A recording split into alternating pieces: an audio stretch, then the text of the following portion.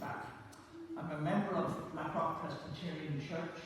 Before that, when I was a youngster, I was brought up in Abbey Presbyterian Church, or Finlay Church. And then I went from there to Sandymount, the Presbyterian Church there. When I got married, my wife was a member there, so I joined her there. And I became part of session there after a short time. I was still in my 20s, so that was quite a responsibility, but I enjoyed it. And then we were merged with the Methodist Church in Sandymount, and we went to worship in that church. When our family came along, there were no children in Sandymount, so we moved near to where we were living in Blackrock. So I'm a member now of Blackrock Presbyterian Church, St Andrews, and I was part of session there for over 20 years, and I'm retired from that now. I work in the church. I'm on the Works Committee, responsible for keeping the building in good condition, and hoping we won't find too many slates on the ground on Tuesday morning. I've also worked in the church in the Judicial Commission in Belfast, which is an interesting job, and I've done that for 8 years, and I've been the church representative for Christian Aid here in the Republic for 8 years. What a wonderful work it is that Christian Aid do. I'm now retired from that. I'm just about to retire from the Education Fund. So I've been there for quite a while, so I'll tell you a little bit about that. When I joined Sandymount, the minister there, William McDowell, asked me would I come along and give some administrative help to the fund. But firstly, let me thank Gary very much for the opportunity to come and talk to you about the Education Fund. It was over 50 years ago. There was very considerable concern in the Presbytery of Dublin and Munster, of which you and we are part, about the difficulties that many Presbyterian families were experiencing with the cost of sending their children to secondary schools, particularly those who want to send their children to Protestant secondary schools. Many of them were remote from those schools, and the cost of transport was significant, and indeed many of them had to send their children to boarding school if they want to attend Protestant schools. So to address that concern, it was decided by the Presbytery to set up a fund, the Education Fund, support those families who are in need of financial support. Income for the fund was sought from congregations in the Presbytery, and applications for grants from families within the Presbytery was then sought. That process has continued each year since then, so that's for over 50 years. And for the last 48, it has been my privilege to work on administering the fund on a voluntary basis. How the time has flown. For 43 of those years, I have been ably assisted by my wife, Cherry, as we have served as joint honorary secretary treasurers of the fund. Although the fund initially helped with grants towards the education costs for secondary pupils, it was subsequently extended to support those children going on to further level education, as such education became, in many instances, the mandatory level of education required to provide students with the ability to develop their careers.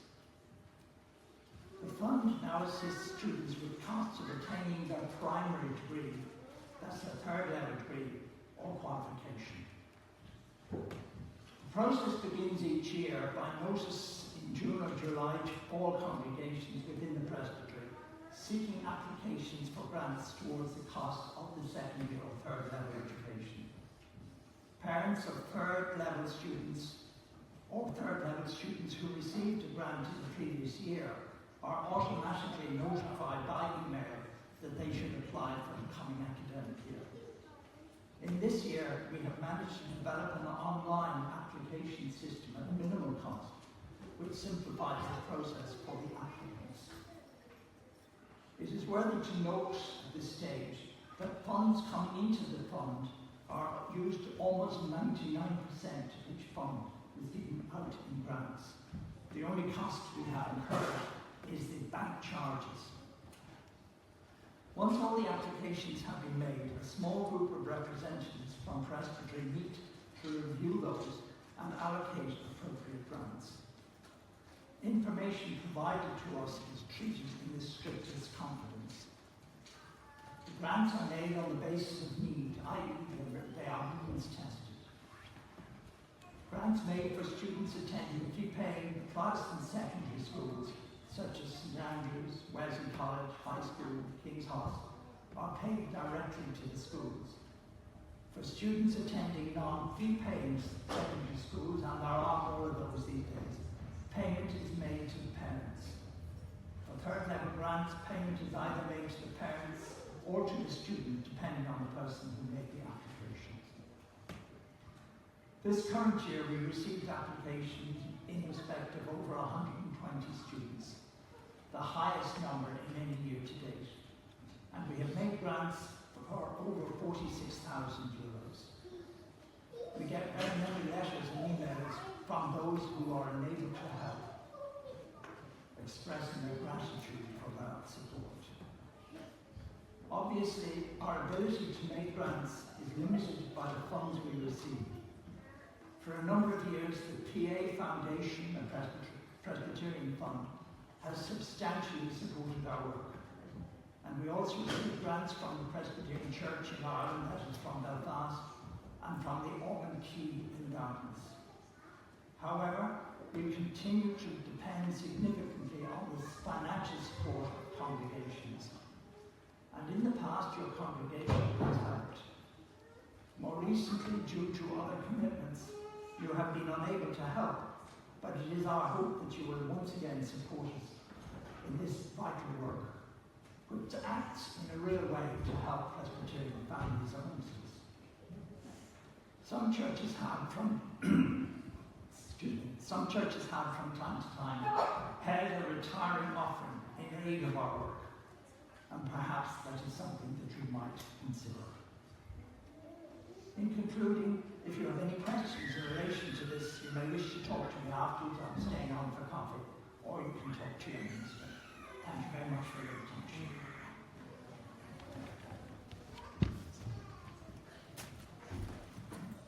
Thank you much, Dennis. That was very informative.